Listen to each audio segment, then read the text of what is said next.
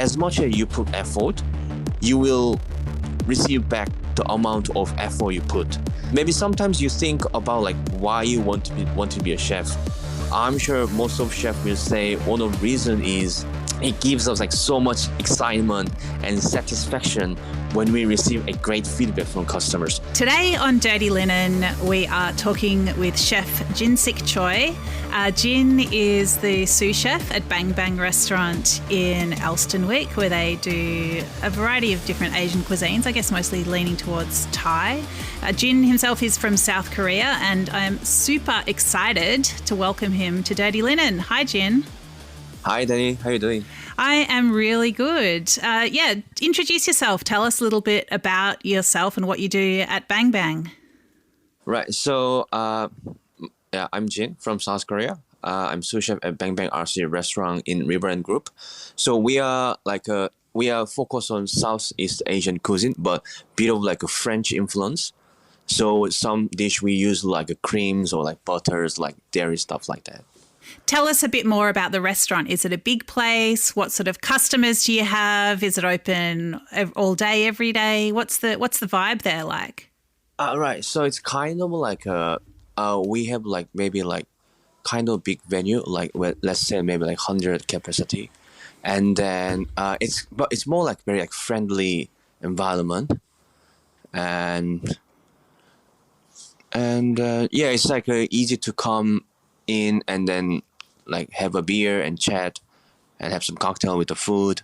So it's very like a casual dining place. Yeah, it's actually only a few weeks since I was there last, and it is a really easy place to visit, easy with a group. Food's really nice for sharing. Flavors are pretty approachable.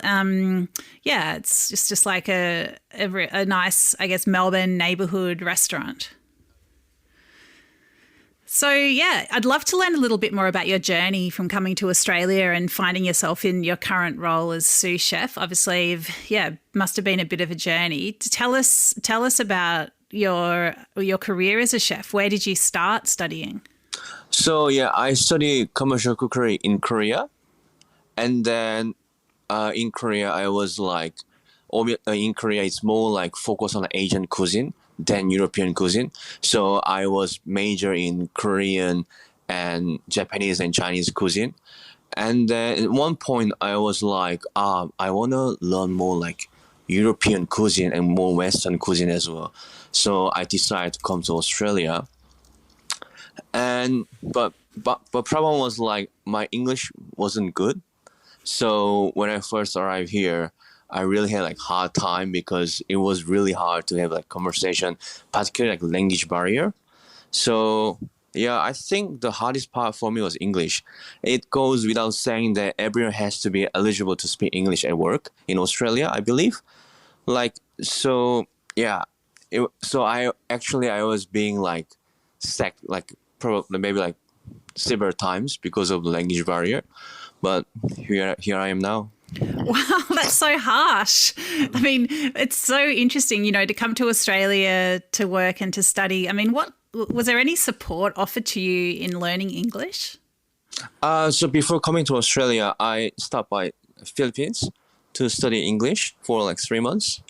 But obviously 3 months is not enough to learn English. So obviously I had to face like in Australia, like every moment and every situation.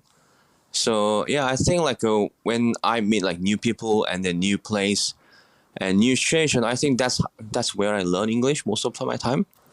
I mean, you must have been very determined, because I suppose you could have gone to a Korean restaurant and, a lot of people there would have probably spoken Korean, but I guess that isn't what you came to Australia to do, right?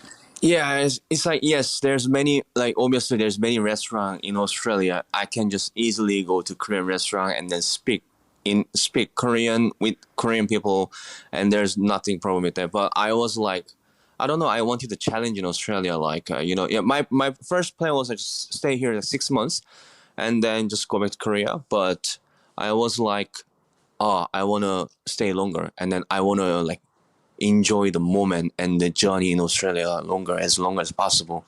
And then like I really want to achieve the English at least. And then And that's already 8 years when I'm still I'm here. Because your English is like so good now. Like, what sort of strategies did you have for learning? I mean, what do you think you could advise other people who perhaps wish that they were more proficient in English? Well, I watch YouTube a lot, English YouTube, to like grammar wise or like vocabulary wise. But also I kind of like enjoy to face to like having a conversation with Australians, like as a foreigners, like it's been like scary to I don't know. I was scared.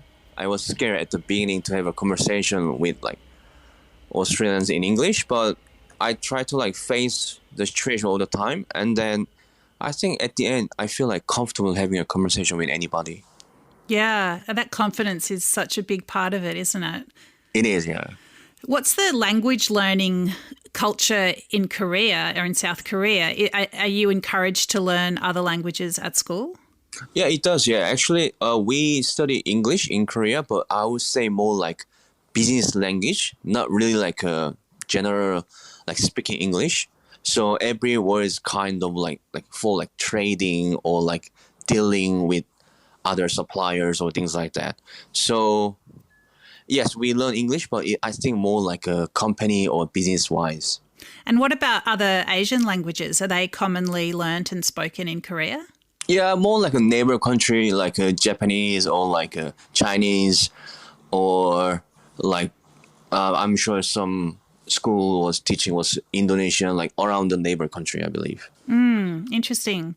So you came to Australia, English improved bit by bit, and you started working in other restaurants. Tell us about your working history and how things progressed. Yeah, so my working history, yes, like I studied, I no, sorry, not study. I worked at a rock pool group most of my time at the beginning, and then like in a spice temple and then sake restaurant and bar, and then after that I worked at uh, Cutler and Co, which is a Andrew Macro group, and then I also worked at Coda Melbourne with Adam De Silva, and yeah, I think that's where I've been working now. So really a lot of really prominent restaurants where I guess, a lot of Australia's best chefs have worked and trained. What are some of the key experiences that you had there? Like what are some of the standout people that you worked with and things that you learnt along the way? I obviously, I met really like great chefs in my life in Australia, like like especially like because everyone's coming from different country, and that really like attracted me the most in Australia because like in Korea, yeah, I see many like Asian people, but not really like many like Western chefs. But here I see many European chefs, many Latin chefs, like everywhere in the world. So obviously from them I learn like various of cuisines, and then various of culture and different technique and different skill, which really make me really strong chef in this industry, I believe. Yeah, it's so interesting. I mean, are there any dishes or ingredients or techniques that, that really surprised you along the way? Like before I come into Australia, I didn't know how to like peel the coconut, how to open the coconut. And then one day, one of the Thai chef showed me like to open coconut with the like Chinese cleaver from the top, and then she just like maybe smashed maybe like 4 times, and then the coconut just opened it by itself. I was like, I never saw it in my life before like that. That's so cool. And can you do that now? I can do the in 4 step easily, yes. That is so cool. And what about other ingredients that you'd seen? I mean, you mentioned that you use cream and butter and things like that at Bang Bang. I mean, are there any other European ingredients that you find, unfamiliar and surprising and interesting? So in Bang Bang, we used to have like a stir fry pipi with like lemongrass butter. So basically we cook the lemongrass and garlic, ginger, and sugar together and make paste, and then cook with the butter. So it has like a buttery flavor, and then like has a citrus flavor from the lemongrass, and then sourness. Yeah, I think it was really like good combination. I believe like in like meeting with combination of like Eastern and Western flavor. So interesting. I'd love to also talk about some of the processes that you learnt, I guess like in terms of like kitchen culture and the way you approach your work as a chef. We had an earlier conversation and you mentioned working with Colin Maines from Gimlet. Can you talk about some of the kitchen skills that you picked up from him? Yeah, so like about this kitchen, like I'm really lucky to say that I worked with Colin from Gimlet. So actually, he was my head chef at Kotlenko, and you know, recently he won like World 50 rank on number 84, which is really congrats for him. And so back to the question, when I worked with Colin, like he taught me like so many things as a chef in kitchen skill wise. Like, but most likely, Colin was like perfectionist, so every dish has to be like perfect no matter what. So it was no negotiable. Like from that, like he taught me how to maintain like standard of quality high with super under pressure. So I think like that makes me really one of the perfectionists like him.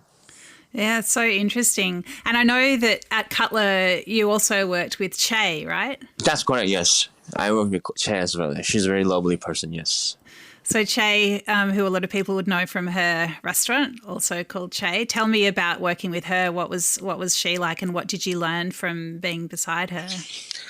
So yeah, I'm sure you've been Che. Like she's very like delicate and lovely person, and yeah, like I remember like she always try her best to give the best moment, like beautiful moment dish to the customer, and like like her bench was always absolutely organized and clean, and like I remember when she talked about like the delicate Korean cuisine, I was like, oh, this person is really, really like good at Korean cuisine. Like I know I'm Korean as well, but like, she's like really like more deeper and deeper.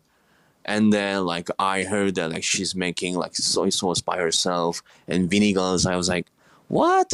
That's so impressive. Like something like that.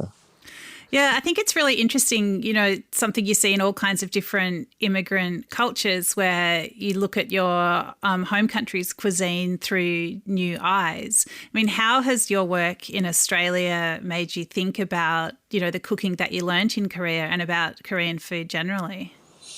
So, Korean food in generally, I mean, I think I believe Korea is like one of the delicious cuisine in the world, I believe. But I think I don't know, in Australia, like generally in Korean food is like a bit spicy in Korea authentically.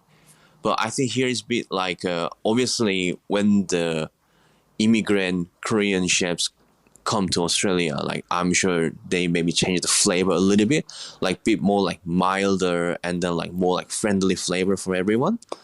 So I think it was good approach, I believe. Like yeah, and I think it's good. Have you been to James in South Melbourne? Yes, I did.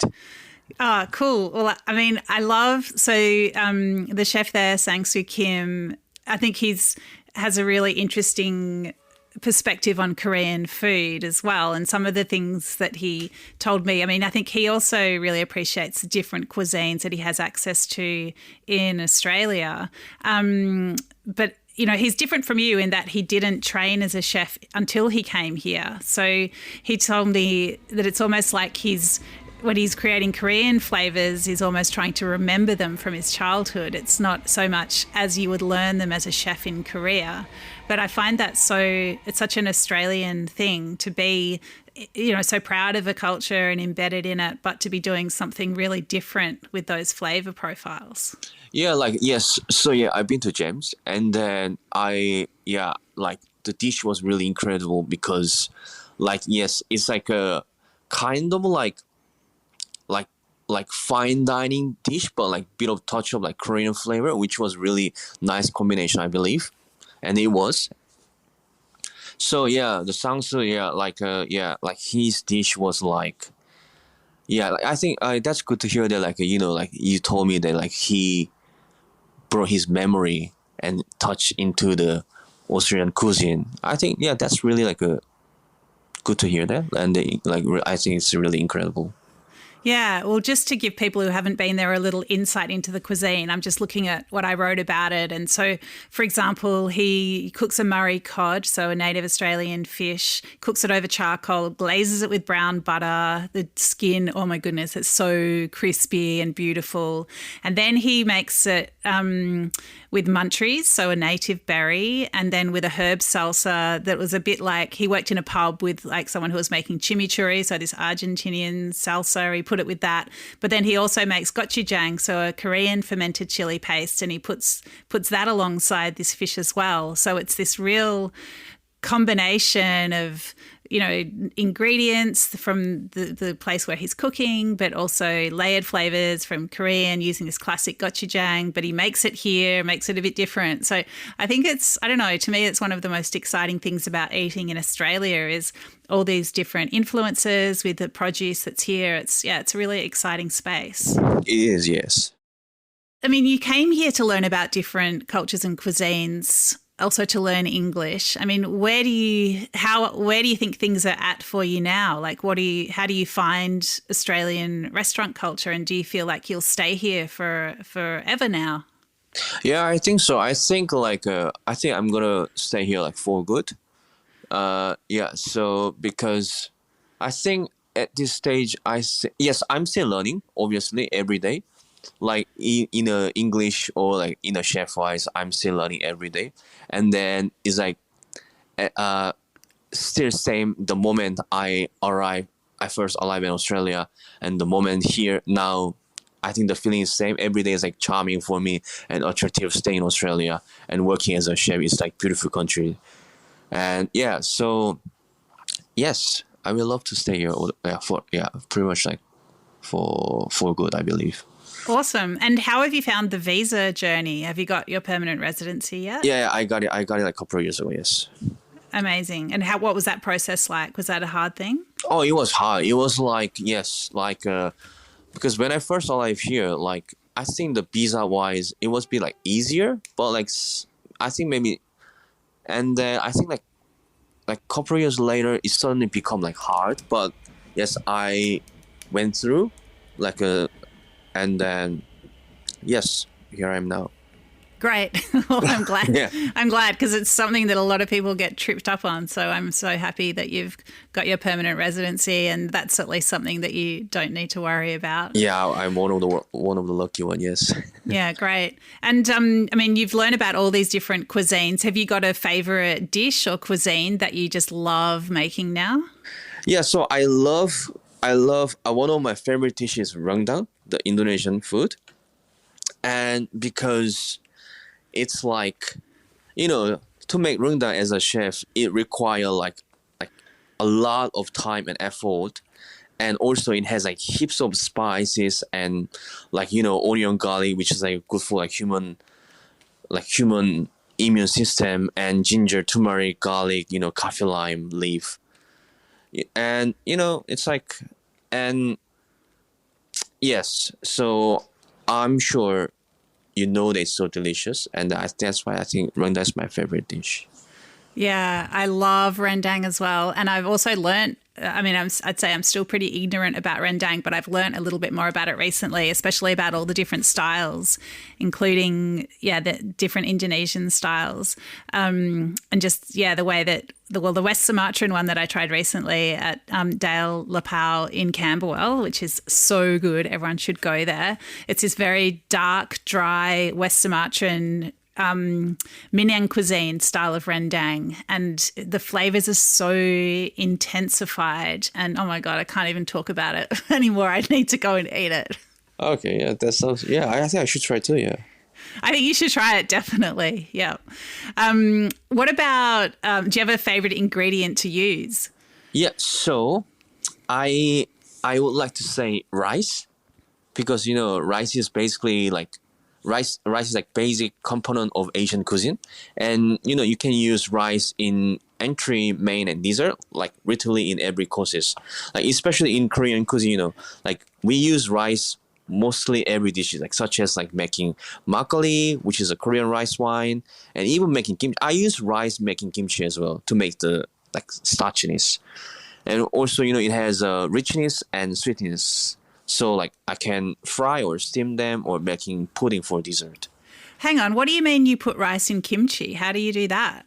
So it's kind of like one of my secret, but like when I make like vegan kimchi, I use like sticky rice to make instead of like to make the kimchi paste like starch. Yeah. Ah, like so you cook the rice and then you cook it, yeah? Yeah, I cook it and then blend it so it become like a sticky paste, and that's what I mix with the kimchi to making vegan. Oh, it's so interesting. So, and then you ferment it with that sticky rice paste. That's correct. Yes. Ooh. Yeah. So normally kimchi has like a fish sauce or like fermented anchovy, but to make vegan, I need to skip that part. So I need to make the rice like sticky, and then I mix with the kombu broth, which is like that's where the the salt flavor coming from to make kimchi like seasoning. Yes, that's how I use. I'm telling you a secret now. Like yeah. I know. I really had to twist your arm to get that one, but I love it because you know what it makes me want to do? It makes me want to make a big soup and then stir some of that kimchi through it that's got the rice in it, and then it would be so nice and thick. Oh yes. That would be so delicious. If you ever do that at Bang Bang, can you tell me? I'm coming Yeah, of straight course I away. will. I shouldn't have tell you this is my secret like ingredient, but yes, here I'm telling you now. I'm Yeah. so happy to get that one out of you. Jin, it's so lovely to hear of your like passion and enthusiasm for your work as a chef, but it's definitely not an easy road for everybody. Do you have any like words of advice or encouragement for other people who are, perhaps a little bit behind you in their journey as a chef? Yeah. Yes. So I just want to have like a small message, like for who wants to be a chef or currently studying cookery now. Like I just would like to say a little, message for them. It's hard to work as a chef. Also, we are exposed with many dangerous things like hot water, hot oil, or chemicals, and the average salary as a chef is not that high either compared to other industry. But of course, like there's many chefs who receive high income. Maybe I would say maybe like 20% in the top level, which means 80% people are still getting like average income compared with the amount of workload you have to deal with. But what I actually want to say is like don't give up yet. Yes, it's hard. It's hard industry, but you know, but it's one of the most attractive industry either. Like as much as you put effort, you will receive back the amount of effort you put. You know, maybe sometimes you think about like why you want to be a chef. I'm sure most of chefs will say one of the reason is it gives us like the most it gives us like so much excitement and satisfaction when we receive a great feedback from customers. So please don't give up yet. I will not give up either. I love that. That's so good. That'll mean a lot to people, I reckon. So, I mean, what is it that you love about what you do? So, like I love to try like make new dishes for my colleagues and for my colleagues and for my customer. And obviously I love like it gives me so much joy when I hear back like great feedback from them.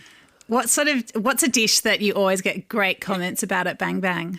So far, like I made a dish. It's called in Bang. It's currently on the Bang Bang menu, but it's like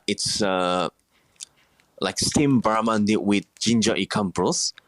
So we make the we make like a ginger based on like vegetable stock, like for overnight, and then infuse overnight, and then the next day we season with the shirodashi and kombu and and then like soy sauce, and it kind of it really has like a really like subtle like umami flavor.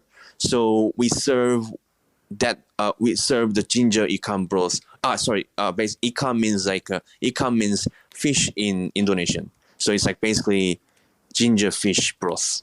Yeah. So we serve that broth with the steamed barramundi, which is like cured with salt, sugar, and then lime zest. So it has like pinch of like a sourness, citrus, and like umami flavor from the broth. Ah, love the sound of it and love the way you speak about it. Just so cool.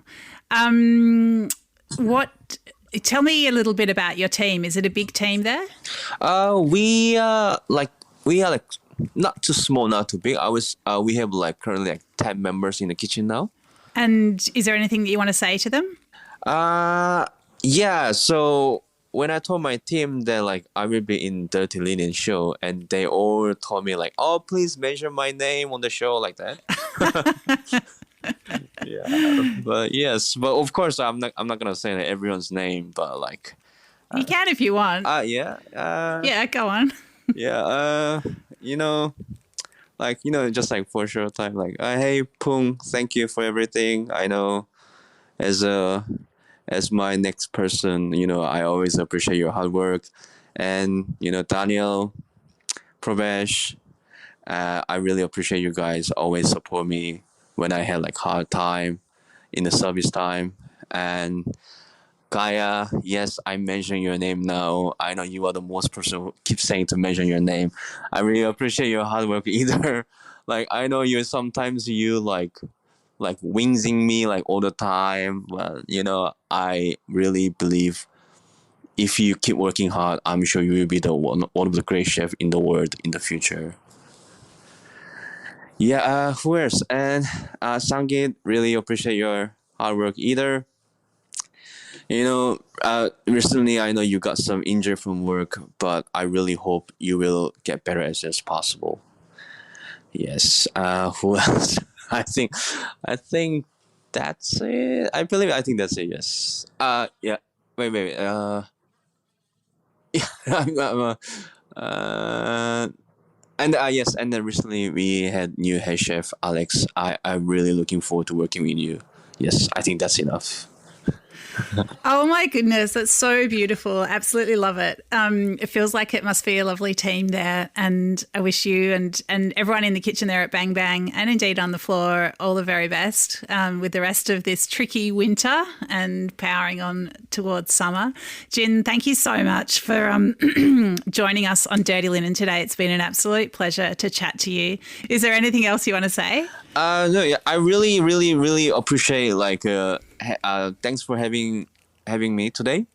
It was really my pleasure and honor to be on your show. Actually, I'm like one of your fan as well. Like I've been following your Instagram like for a while, like years and years now. Like, so it's my honor and pleasure to be on your show. That's so kind of you. I look forward to eating your food soon, Jin. Thank you so much for sharing with us today. Thank you so much too. Yeah, thank you. This is Dirty Linen, and I'm Dani Valent. We air the issues that the hospitality industry finds hard to talk about, hearing from different people with unique perspectives. We want to hear from you as well. If you have something that needs to be said about a topic, get in touch so we can include your perspective. Contact us at dirtylinenat deepintheweeds.com.au or hit us up on Insta at Dirty Linen Podcast. We can't wait to hear from you. This